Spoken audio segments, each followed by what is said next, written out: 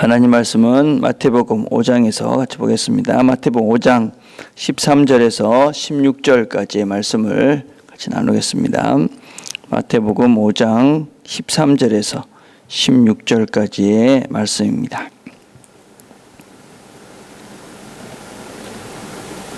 제가 봉독해 드리겠습니다. 너희는 세상의 소금이니 소금이 만일 그 맛을 잃으면 무엇으로 짜게 하리요? 후에는 아무 쓸데없어 다만 밖에 버려져 사람에게 밟힐 뿐이니라. 너희는 세상의 빛이라. 산 위에 있는 동네가 숨겨지지 못할 것이요 사람이 등불을 켜서 말 아래 두지 아니하고 등경 위에 두나니 이러므로 집안 모든 사람에게 비치느니라.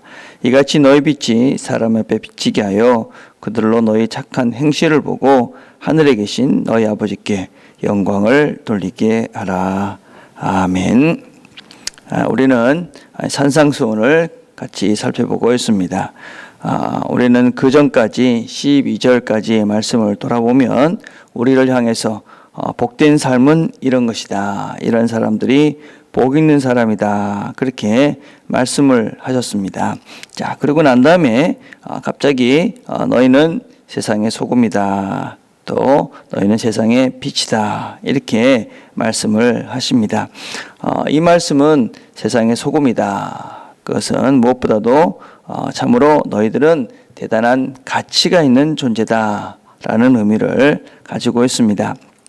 지금이야 우리가 소금이 아주 흔한 그런 상태이지만 그 당시만 해도 이 소금은 정말 소중한 그런 어떤 면에서는 아주 금과 같은 그런 존재다라고 할 수 있습니다.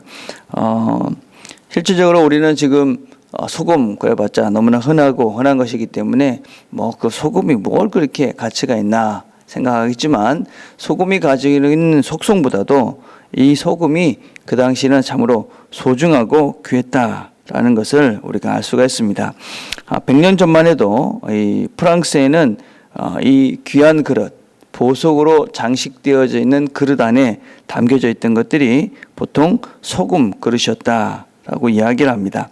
또 우리가 알고 있는 영어 단어 중에 샐러리라든지 솔저라든지 샐러드 이런 말들은 다 이 솔트에서 유행이 됐다고 그럽니다. 그러니까 이 월급이란 말이 이 솔트에서 유래가 되어졌는데 왜냐하면 옛날에는 월급을 이 소금으로 주었기 때문에 바로 이런 단어에서 유래가 되어졌고 바로 이 소금이 많은 것이 어떤 면에서 군사력, 솔저에도 솔트에서 시작되어졌는데 이 군사력도 소금이 많은 것이 바로 국력이었기 때문에 그렇다라고 얘기를 합니다. 또 이 야채의 쓴맛을 없애준다. 그런 의미에서 샐러드라는 말도 바로 이 솔트에서 시작이 됐다 합니다.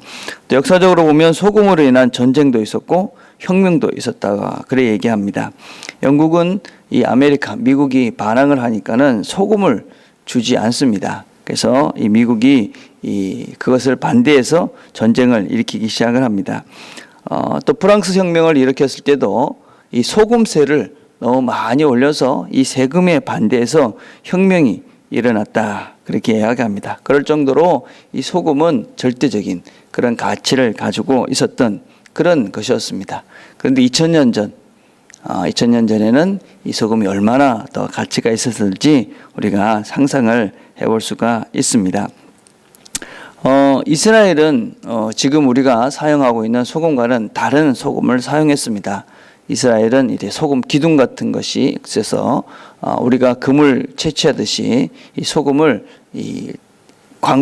그런 광목 안에서 그러니까 토굴 안에서 그런 소금을 채취를 했다고 합니다. 그래서 우리는 지금 소금이 다 정제가 되어 있기 때문에 당연히 짠맛을 내는 것이 당연했는데 그렇게 채취를 하다 보니까 그 소금 중에는 어떤 소금들은 이 불순물들이 너무 많이 들어있어서 사실은 짠맛을 낼 수가 없었다고 그럽니다. 그래서 이 소금 중에는 소금이 모양은 있지만 실질적으로 소금을 이렇게 맛을 내지 못하는 그런 소금이 있었다. 그렇게 이야기를 합니다.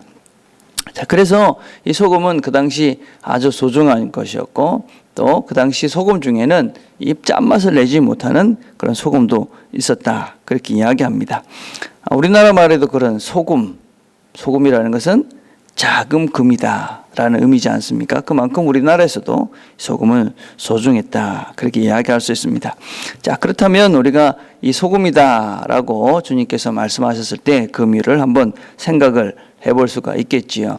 소금, 그러면 너희들은 참으로 금과 같은 그런 소중한 존재다, 그런 것입니다. 왜 이 소금이 그렇게 소중합니까?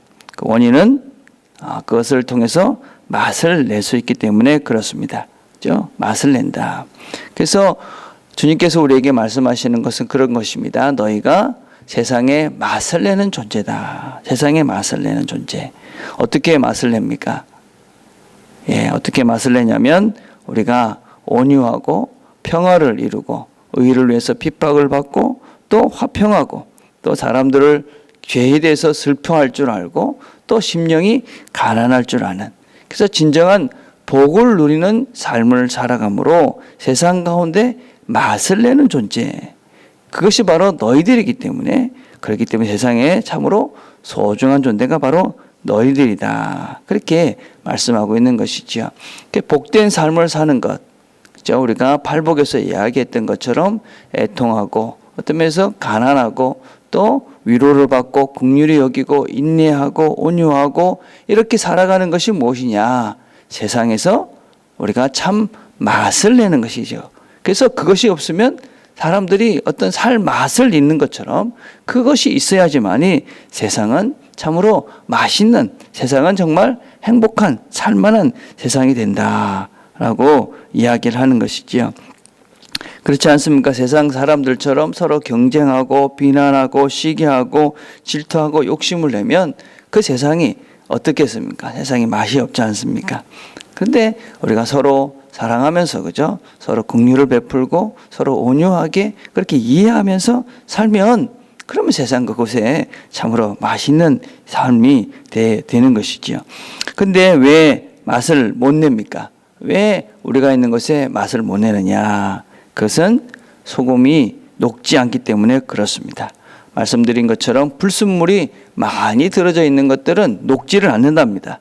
그래서 물속에 넣어도 그 모양이 그대로 있고 짠맛을 내지 못해서 결국은 그 소금 모양은 있지만 맛을 내지 못하니까 아무런 가치가 없어버리는 것이죠. 그래서 어떻게 되냐면 밟혀버리는 거죠. 세상에 버림을 받고 그것이 밟혀져서 아무 쓸데없는 그런 존재가 되는 것이다, 그렇게 이야기합니다. 그래서 잘 녹는 것, 이것이 좋은 소금이다, 그렇게 이야기를 합니다. 결국은 우리가 맛을 내기 위해서는 우리가 녹아내려야 된다. 결국 우리 자신들이 죽어가야지, 내가 잘 희생하고 잘 포기할 때 그곳에 진정한 맛이 존재하고 그곳에 진정한 모든 사람들이 행복해야 할 수 있는 그런 공간이 될 수 있다 하는 것이지요. 내가 내 자신을 포기하고 그곳에서 내 자신이 녹아서 그곳에 긍휼과 또 평화와 또 온유함과 또 여러 사람들을 위한 애통함과 그런 평화를 만들어 갈 때 그곳에 참으로 맛있는 세상, 어떤 면에서는 거기서 가치 있는 세상이 만들어지고 그곳에서 우리가 천국의 맛을 서로 맛볼 수 있게 되는 것이지요. 오늘도 우리가 내가 누구인지를 기억했으면 좋겠습니다. 주께서 우리를 가리켜서 소금이다, 그렇게 말씀하십니다. 우리를 통해서 세상에 맛을 낼 수 있는 존재다, 그렇게 말씀하십니다. 내가 있는 곳에서 내 자신들이 조금씩 희생하고 또 내 자신들을 포기할 줄 아는 그런 삶을 우리가 살게 될 때에 우리가 있는 곳에서 모든 사람들이 천국의 맛을 누리며 살 수 있는 그런 날들이 되게 될 것입니다. 오늘도 우리가 누구인지를 기억하고 우리가 있는 곳에서 천국을 누려가는 저와 여러분이 되기를 간절히 바라겠습니다. 기도하겠습니다.